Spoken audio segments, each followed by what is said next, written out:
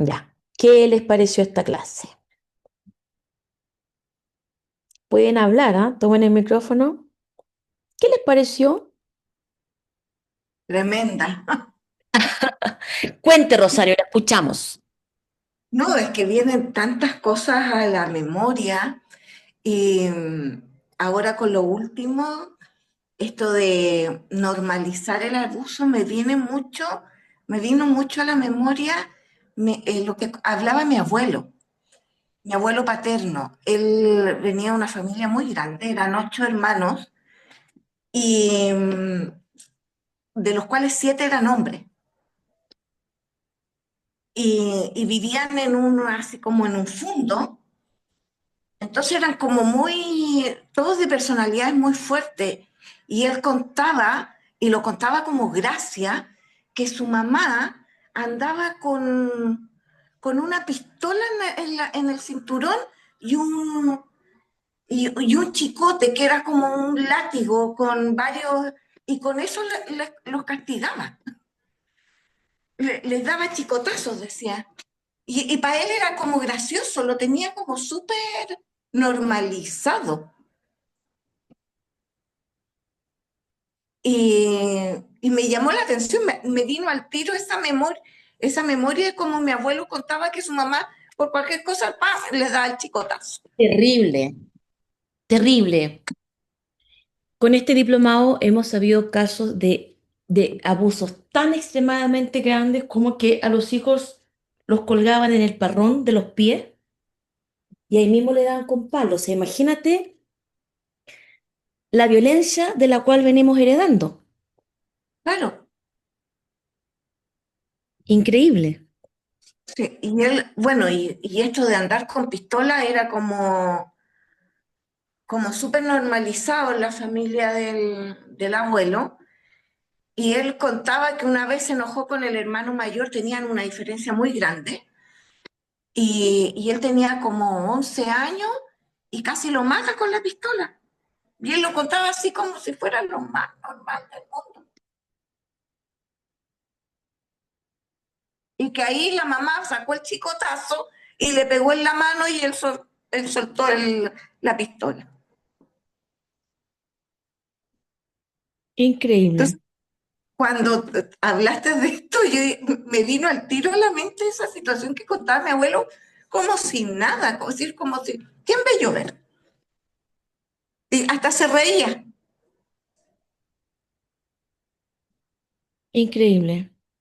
¿Mm? Eso después tenemos estos mismos hijos que justifican, porque dice, gracias a eso, mira, saqué una carrera, gracias a eso soy un hombre leal, gracias a que me educaron con violencia, no robo, pero es justificar finalmente. Claro, Muchas gracias. totalmente. Sí, querida Rosario. Increíble la historia, quizás. ¿Y tu abuelo Mm. maltrató a sus hijos? ¿Ah? ¿Tu abuelo maltrató a los hijos? No, no, para nada. ¿Cortó Bueno, el... mi papá era hijo único. Abuso sí, físico no, pero sí abandono, porque mi abuelo era muy mujeriego. eh, y, y mi abuela paterna, la Adriana, ella decidió separarse cuando mi papá tenía 6 años. Fue muy estigmatizada por haberse separado. Imagínate la época, mi papá tenía 6 años, mi papá de haber sido el año 40 por ahí. Y, y mi abuelo se dedicó a vivir la vida loca, es decir, ni se preocupaba que tenía hijos. Claro, Él tenía mucha plata, eso sí, ganaba mucha plata, pero se la gastaba toda en mujeres, en trago, en amigos. Era muy vividor, muy vividor. De hecho, él decía, la noche más encima acá en el puerto, en Valparaíso, él era cliente frecuente del Cinzano. Y, y él decía, no, es que la noche es muy bonita. claro, pero es que obviamente de alguna manera tienen que sacar ese dolor a través de la irresponsabilidad, a través de la diversión, porque fue tanta la represión que tienen que encontrar, es humano querer encontrar mi fuente de dopamina Claro, para poder existir. Entonces, o lo encuentran en el juego, o en las adicciones, o en las mujeres, o en el sexo. claro. Después te voy a contar una anécdota. Nosotros vivíamos en Santiago y mi abuelo sufrió un accidente muy grande y que lo iba a dejar inválido supuestamente. Al final no quedó inválido. Entonces, frente a esta situación, la segunda esposa dijo, no, yo a este hombre no lo cuido. Y, y nos vinimos, esa fue la razón que nos vinimos de Santiago a Viña y, y empezamos a vivir con mi abuelo. Y un día, ya cuando ya se había recuperado, porque lo operaron, tuvo la fisioterapia, todo, pasó el tiempo, recuperó, y, y mi abuelo trabajó hasta el último día de su vida, y resulta que un día se perdió mi abuelo se perdió, y estuvo una semana perdido, de haber sido en los años 80, y nadie sabía dónde estaba mi abuelo, y al final, como la familia de mi abuelo venían de militar y todo el asunto, se formó una red entre los militares, la PDI, qué sé yo, lo encontraron y mi abuelo había estado toda esa semana en un prostíbulo y tenía cerrado el prostíbulo para él. Rosana, te creo. Y lo fueron a sacar los militares, que eran parientes de él, lo sacaron a rastras porque estaba hasta no sabía ni dónde estaba y Es llegó así. Y decía, yo no quiero ver a las niñas, me da vergüenza. Decía, yo me acuerdo que llegaba y decía, no, que las niñas no me vean, que me da vergüenza. Y yo estaba pegada en la ventana mirando al abuelo cómo llegaba del prostíbulo. Y lo tenía cerrado para él. es que es increíble porque mi bisabuelo paterno, que se vino de China, y seguramente yo nunca tuvimos la oportunidad de hablar de su infancia, nada, hablaba solamente chino, muy poco español, pero sin duda tuvo una vida muy dura, llegar a Chile a los 18 años, dejar a toda su familia, trabajar como burro con su esposa, y él era ludópata. Entonces encontró su fuente de dopamina en la adicción al juego. Y lo perdía Claro. todo. Yo me acuerdo, ¿te acuerdas, Suilan? Cuando se perdía semana entera, una vez se perdió una semana, me acuerdo. Yo me acuerdo con mi papá, fue a todos los lugares donde podría haber estado y ahí los tenían a los chinos pobres encerrados jugando y apostando plata toda una semana, imagínate. Sí, Terrible, sí. pero eso ocurre. Muchas gracias, querida Rosario. Tere Castro, Ah, Aquí estoy. ahí está Eh, tan linda, cuéntenos. Hay un poquito de ruido, es que tengo una iglesia evangélica vecina y hoy domingo hacen reuniones y cantan y Tam. bueno, los respeto, pero el ruido me molesta un poco. Lo que pasa es que tengo una duda. Siempre, bueno, siempre crecí con esta duda. Cuando yo era niña, eh, los recuerdos más lindos de infancia que tuve fue que jugaba con mi vecino, mi mejor amigo. Lo amaba, él me quería mucho y niños inocentes. Y yo jugaba en su casa. Y resulta de que él tenía un hermanastro y nosotros cuando jugábamos en el patio, yo llevaba mis tacitas y jugábamos y hacíamos como, tenía una casa en un árbol en el patio. Pero llegaba el hermano, llegaba de visita, vivía en otra casa y él se juntaba también en la dinámica del juego, pero le gustaba mucho jugar con su hermano, con mi mejor amigo. Y yo me aburría porque me hacían esperar abajo del árbol.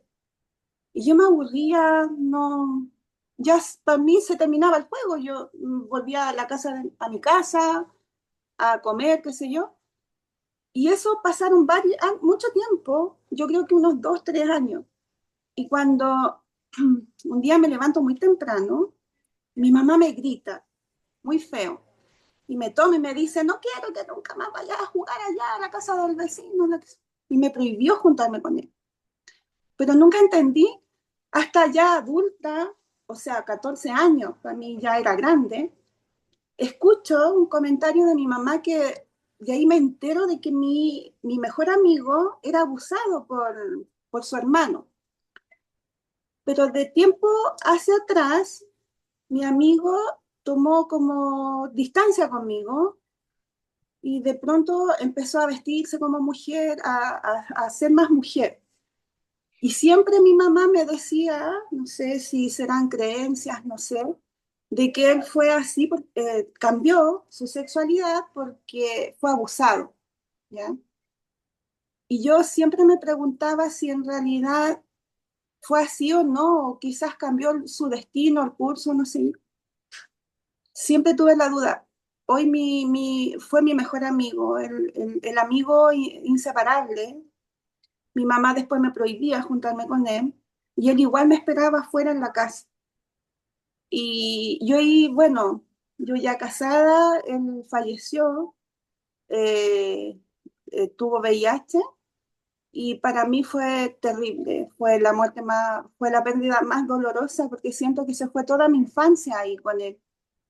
Pero sí siento que quizás él, si a lo mejor no hubiera sido ese su destino, o sea, su vivencia de niño, a lo mejor no hubiera sufrido eso. Siempre he tenido la duda. Eh, Después el hermano también falleció y también de la misma enfermedad. Entonces fue muy trágico a nivel familiar, pero a mí me tocó tanto, tanto de poder comprender por qué él tenía que sufrir tanto de esa manera. Ahora lo estoy entendiendo con todo lo que he escuchado hoy día, qué sé yo, pero mi recuerdo siempre está. Entonces yo no sé si cambió su sexualidad porque fue abusado o él ya venía con ese propósito, digamos. Esa es mi duda. Ya. Resulta que no podemos decir que todo hombre que es abusado se convierte en homosexual, pero sí Ujú. está la tendencia. ¿Por qué? Porque cuando el niño, obviamente, recordemos que el cerebro humano se termina de formar alrededor de los 25 o 30 años. Y eso incluye también aceptar, aceptarse completamente, amarse y trabajar lo que es su energía o masculina o femenina potenciada, porque todos nosotros tenemos, seamos hombre o mujer, ambas energías, ¿cierto?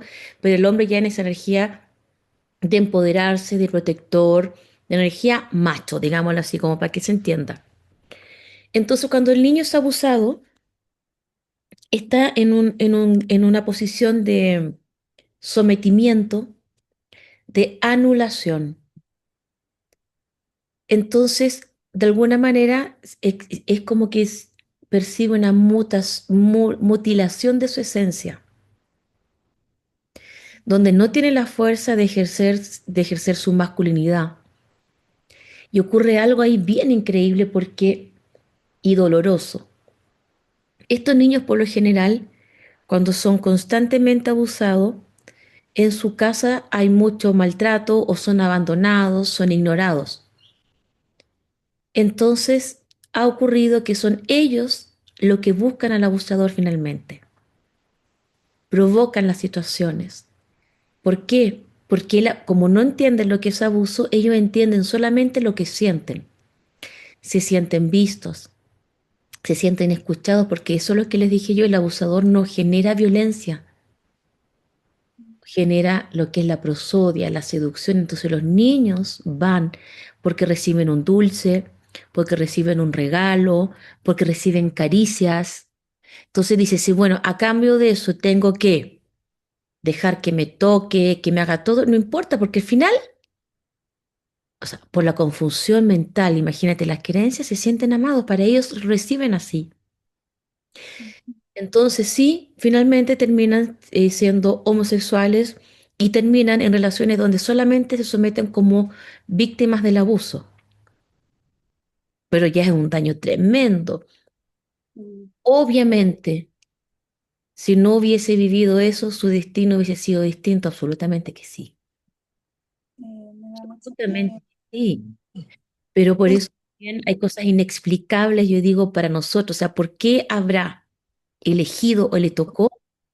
Yo no tengo respuestas. Yo creo que hay cosas que realmente tenemos que dejarlas ahí. De repente hay árboles tan dormidos que necesitan podarse porque no pueden seguir existiendo dentro de lo que es la evolución. Y árboles que se podan, que terminan siendo homosexuales, no generan más hijos, que terminan realmente nada, que ya se acabó, porque había demasiado daño en ese sistema familiar. sí, me hace tanto sentido, pero yo creo que igual yo creo que son secretos que quizás nunca se van a saber. Por ejemplo, él llegaba, eh, eran hermanos de parte solo de papá, Ujú. pero él llegaba así como un fin de semana a quedarse a la casa. Pero yo siempre me pregunté, porque él llegaba y decía, ya juguemos al papá y a la mamá, y yo era la mamá, y ¿Ya? ellos eran los hijos. Ujú. Y él dominaba el juego, él manejaba todo. Entonces me decía a mí, y lo recuerdo tanto, decía, ya, tenemos que ir a dormir. Entonces yo tenía que decir, ya hijos, a dormir. Claro. Claro, y se iban ellos a acostar, pero se tapaban, la casita se tapaba. Y yo Ujú. me quedaba afuera esperando, esperaba, chica, y yo hablaba y no podía entrar. Y nunca supe qué pasaba adentro. Y yo volví a mi casa, mi mamá nunca se enteraba, pero mi duda era, ¿por qué siempre lo eligió a él? Gracias, o sea, pensando en mí egoístamente, menos mal que no me eligió a mí, a lo mejor yo también hubiera caído, obviamente, porque era un juego. Claro. Si lo hacía con él, yo por qué me iba a enojar, era normal. Aparte que mis papás nunca me hablaron de eso. Entonces, pero más terrible fue la reacción de mi mamá cuando me toma y me dice, no quiero verte nunca más, porque explotó la bomba un día en la mañana, se enteraron, eh, y, lo, y mi mamá vecina escuchó, entonces en vez de explicarme, fue como tan agresiva y me bloqueé y nunca pude hablar de ese tema. Y yo no entendía, mi amigo me esperaba todo el día en la calle, afuera en la puerta, para que jugáramos. Y yo estaba en la reja y le decía, es que mi mamá no me deja. Y yo llorando, y mi mamá nunca me explicó. Entonces, para mí fue como muy violento todo. Y después, cuando lo veía vestido, homosexual y todo, mi mamá me decía que era por eso, a lo mejor que Claro. porque había sido abusado. Entonces, como que era algo sucio. Pero yo a veces, o sea, ahora analizo, yo digo, a lo mejor en el inconsciente, Ujú. tratando de buscar una explicación, a lo mejor ahí algo había de por él lo elegía a él, solo a él. No Ya. era un patrón de él, porque podría haber sido yo, cualquier niño, solo fue con él. Por ejemplo, acá Dana Martin dice, claro, seguro el hermano fue abusado por otra persona, absolutamente. Mm, También, increíblemente, los abusadores eligen a su víctima sabiendo que no hay riesgo.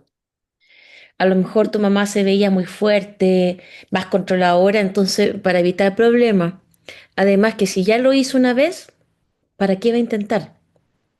Que no es una elección de que lo hago porque esta persona me gusta, lo hago porque me facilita y lo puedo hacer. Simplemente.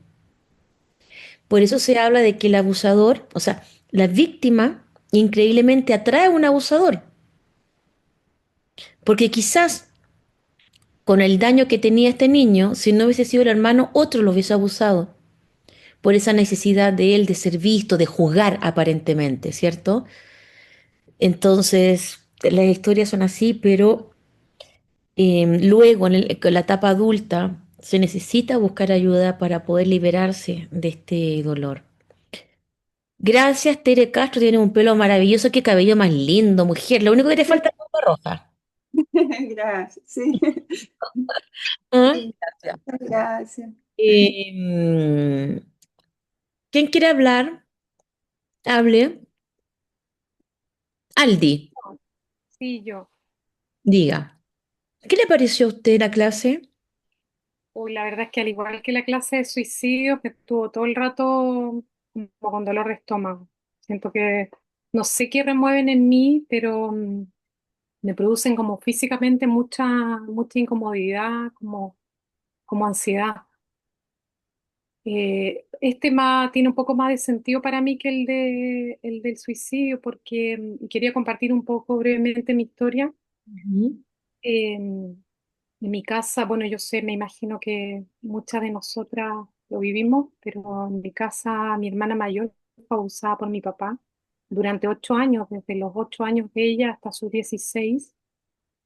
Y siempre yo pensé que ella había sido la gran víctima porque, porque de mí no abusó. Sin embargo, nosotras compartíamos dormitorio, entonces yo era testigo directo de los abusos. Yo veía cuando él entraba al dormitorio eh, y la tocaba. A veces ella se resistía y él como que la forzaba un poco. Y bueno, esto yo lo conversé con Suilan en la terapia que hicimos. Cuando mi hermana tenía 8 años, cuando recién empezó a pasar el abuso, ella se lo comentó a mi mamá y mi mamá le dijo que ella era una puta. Y bueno, fue un tema que no hablamos hasta que nos convertimos en adultas. Nosotros tenemos 1 año y medio de diferencia, ella es mayor, y lo hicimos principalmente porque sabíamos que íbamos a ser mamá en algún momento y ya conocíamos un poco de la biodescodificación. Entonces yo estaba consciente de que este secreto podía traer consecuencias en nuestra descendencia. En ese momento pensaba que podía nacer algún niño con alguna malformación. Entonces quisimos ser más, conversamos en familia, le contamos a toda la familia extendida y bueno, fue la embarrada. Mi papá se arrodilló, lo encaramos con nuestras respectivas parejas, tuvimos como una reunión familiar y él en ese momento pedía que por favor lo denunciaran a la policía, que él como que sacarse esa culpa iba a ser su forma de liberar, aligerarse un poco. Y sin embargo, bueno, como que el tema ahí se fue cerrando de a poco, pero yo siento que todo esto ha traído tantas consecuencias para mí y para mi hermana también.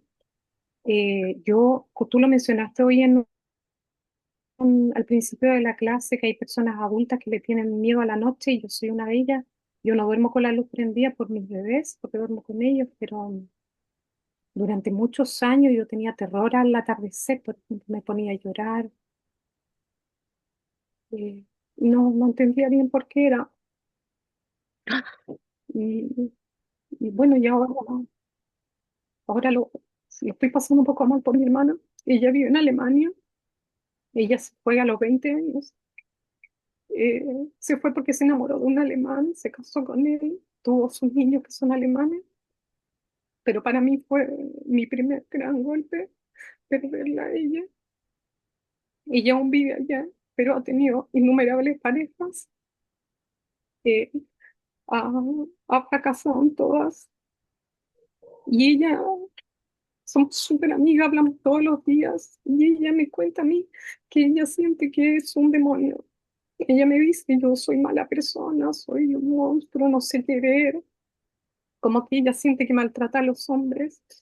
Y bueno, yo trato de ayudarla desde el conocimiento que estoy aprendiendo, pero sí siento que todo el dolor que ella vivió dañó mucho su cerebro y su amor propio, entonces ella no es capaz de ver todo lo hermoso que yo veo en ella y como que boicotea su relación. Bueno, y mi duda más aquí es, yo sé que es alguien muy cercano como para que yo pueda hacerle terapia, pero yo crecí con mucha culpa también de no poder ayudarla, porque yo veía y los años pasaban y él seguía abusando. Y yo sé que yo no podía hacer nada, pero bueno, y para cerrar un poco, la situación es muy difícil para mí porque yo hace varios meses me separé porque la situación con el papá de los niños ya era insoportable. Y yo es que a mis 4 niños me subí al auto y me vine a la casa de mi mamá. Yo no quería hacerlo porque tengo ese rencor hacia ella, incluso más que hacia mi papá, que ya falleció, porque yo también soy madre y pienso que yo preferiría vivir bajo un puente con mis niños que no protegerlos. Entonces yo ahora estoy en su casa y a pesar de que ella ha pedido perdón muchas veces, eh, es como mi gran talón de Aquiles porque quisiera trabajar para irme con mis niños y empezar, pero mis bebés son tan chicos que no sé cómo hacerlo. Siento que dependo de ella también y por otro lado, la odio, la odio profundamente. Y bueno, quise aprovechar este espacio también como una forma de sanación para mí. Ya. Aldi, querida, en primer lugar, en nombre mío, de Suilan y todo este diplomado, no solamente a ti, agradecemos todas las personas que tan honestamente abren su corazón para contar dolores tan profundos y te agradezco que tengas la confianza para expresar lo que sientes, que es profundamente doloroso. Yo te voy a responder y vamos a ver, Suilan, también si quieres agregar algo. Em, lo que tú me cuentas terriblemente es tan cierto porque ocurre, o sea, tú lo empiezas a hablar y hay tantas familias donde la madre le da la bofetada a la hija, le dice puta, suelta, tú lo provocas, o casos más horribles aún. ¿Te acuerdas, Soylan, que tú tuviste una alumna que el papá llegaba borracho y le pegaba a la mamá? Y cuando llegaba borracho, ella despertaba a la hija para que la hija se fuera a acostar con el marido para que no la molestara. O sea, cosas que tú digo, a veces me dice, explícame del transgeneracional. Yo honestamente, aquí está mi humildad, hay cosas que yo soy tan humana como ustedes. Yo por sí digo, yo no soy gurú ni iluminada. Yo trato de encontrar respuestas constantemente de mi vida, de las terapias que hago y de lo que yo voy solucionando. Yo les voy hablando. Hay temas, por ejemplo, que me preguntan de dónde vienen los transexuales y te digo, yo no te puedo hablar porque no es a lo que yo he estudiado. No me he dedicado a hablar de los transexuales. Sí, yo he hecho un estudio previo de la homosexualidad que lo vamos a hablar. Pero de este caso, hay muchas emociones. Es cierto que por más que tú quieras, ni conocimiento vas a poder ayudar a sanar a tu hermana completamente. No, porque ella tiene ese daño cerebral que lo acabamos de ver, quizás no lo habías visto a qué nivel, ¿cierto? Donde ella va a autosabotear, pero no conscientemente, sino porque no está en ella, no siente la felicidad, no la corresponde, no lo merece, y ella va a alejar todo lo que le pueda hacer bien. No lo conoce, no puede distinguir que esto está bien para mí o que no. Si ella aceptara hacer una terapia, va a notar cambios y puede ella trascender este dolor inmenso para que pueda comenzar a sanar su vida. Además que la hermana en este momento guarda mucho rencor con la madre e indirectamente contigo por haber sido ella y no tú.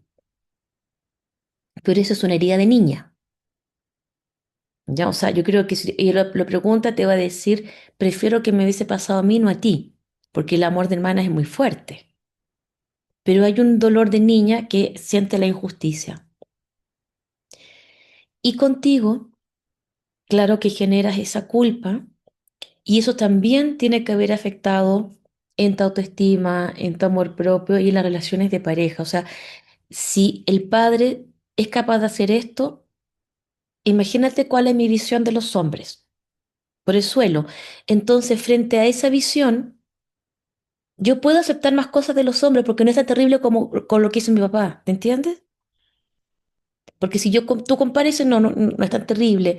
Y ahí vamos también aguantando, soportando. Y en este caso con la mamá, que tú la odias con todo el corazón, yo no te digo nada ni te juzgo, digo, vívelo, siéntelo, estás en todo tu derecho. Porque ese odio y esa rabia, si bien eres adulta, se genera por un dolor de infancia, se genera por una lealtad a la hermana, y tú tienes todo el derecho de sentirlo mientras no te estés vengando de la mamá. O sea, yo te diría, aquí está mal que yo le provoco daño, quiero que le vaya mal, genero cosas a propósito, ahí te diría, hagamos una terapia, Aldi, porque aquí estamos ya pasando a otro nivel de daño. Pero que tú no sientas amor y que sientas rabia es un derecho humano por lo que viviste. ¿Se te va a pasar y va a cambiar? Ojalá que sí, posiblemente. Lo que podría pasar es que esa rabia vaya disminuyendo, pero que el rechazo que tienes con ella puede que dure siempre. Y no es bueno ni es malo. Eso yo quiero que comprendan, no nos juzguemos, porque a veces digo, yo estoy en un diplomado de sanación, de transgeneracional, no es sano, porque debo perdonar. No nos hagamos tanto juicio. O sea, llegar a ser iluminados, no estaríamos en esta tierra. No somos maestros celestiales. Para allá vamos, se supone. Pero en esta dimensión que estamos hay que aceptar las emociones como vienen y mientras las acepto sigo creciendo, trabajando y esa rabia y ese rencor en un momento comienzan a perder fuerza. Acá tu mamá te sirve. O sea, por primera vez en la vida está haciendo algo bueno. Estás ahí, puedes darte el tiempo de estar en clase mientras los niños están acá, entonces te vas a quedar mientras eso te sirva. Punto, porque no te vas a ir abajo un puente porque está ella, aunque yo te entiendo también porque soy la misma posición, o sea, todas nosotras yo creo que estamos acá porque tenemos otro nivel de conciencia y a la primera nos hubiéramos ido, ¿cierto? Pero en este caso, más que sentir culpa, mira, agradece que tienes un lugar donde llegar con tus hijos, el lugar y que si da la instancia y Y mientras estés ahí, sacar el provecho al máximo para crecer, hacer tus terapias y con calma, ya va a llegar el momento en que te vas a independizar. Va a llegar el momento. Tienes que visualizarlo, tienes que sentirlo, tienes que trabajar para eso. Y si para llegar a eso, este es el camino por ahora, entonces lo tomo mientras no sea una tortura. Y la hermana, yo lo encuentro muy doloroso y triste, no solamente para ti, porque ella también lo que le tocó vivir. Y sí hay una posibilidad de ella que pueda encontrar su paz y pueda realmente comenzar a vivir en tranquilidad y comenzar a sentir